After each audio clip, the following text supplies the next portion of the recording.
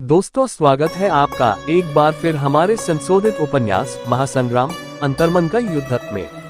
ये केवल एक कहानी नहीं है, ये स्वयं को खोजने की एक कार्यशाला है। मैं शैलेश मिश्रा सुना रहा हूँ इस उपन्यास के 12वें अध्याय की कहानी। अध्याय 12, भक्ति, योग, प्रेम और समर्पण का मार्ग। 11वें अध्याय के उस प्रलयनकारी और दिव्य विश्व रूप के दर्शन के बाद अर्जुन की स्थिति उस बालक जैसी है जिसने अचानक ब्रह्मांड की सारी शक्ति को देख लिया हो।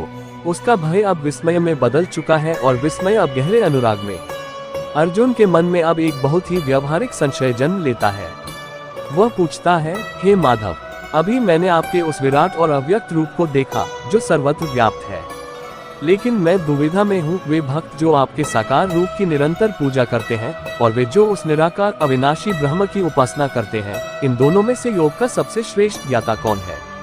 भगवान कृष्ण, जो अब पुनः अपने सौम्य और मित्रवत रूप में हैं, अत्यंत कोमलता से उत्तर देते हैं। वे कहते हैं, पार्थ, जो मुझमें अपना मन लगाकर परम श्रद्धा के साथ मेरे साकार रूप की निरंतर पूजा करते हैं, वे ही मेरे मत में सर्वश्रेष्ठ योगी हैं। कृष्ण यहाँ स्पष्ट करते हैं कि निराकार की साधना गलत नहीं है, लेकिन वह देहधारी मनुष्यों के लिए अत्यंत कठिन और कष्टदायक है, क्योंकि जब तक हम शरीर में हैं, हमारा मन किसी रूप या आधार को ढूंढता है। यहाँ कृष्ण भक्ति की एक सीढ़ी पेश करते हैं जो हर स्तर के मनुष्य के लिए फिट बैठती है। सर्वोच्च स्थिति, अपनी बुद्धि और मन को पूरी तरह मुझमें अर्पित कर दो। अभ्यास योग, यदि मन भटकता है तो अभ्यास के जरिए उसे बार बार वापस लाओ। मदर्थ कर्म, यदि अभ्यास भी न हो सके तो केवल मेरे लिए कर्म करो।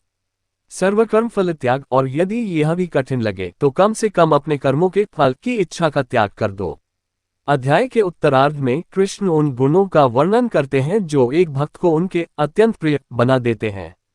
वे कहते हैं कि मेरा वह भक्त मुझे प्रिय है जो किसी से द्वेष नहीं करता, जो सबका मित्र है, जिसमें अहंकार नहीं है, जो सुख दुख में समान रहता है और जो क्षमाशील है।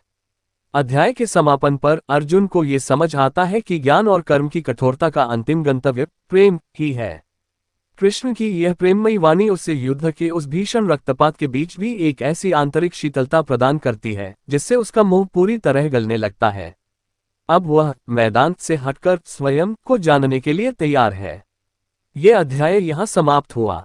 हम फिर मिलेंगे अगले अध्याय में। अगले अध्याय में हम जानेंगे कि यह शरीर क्या है और इसके भीतर बैठा हुआ दृष्टा कौन है जो सब कुछ देख रहा है।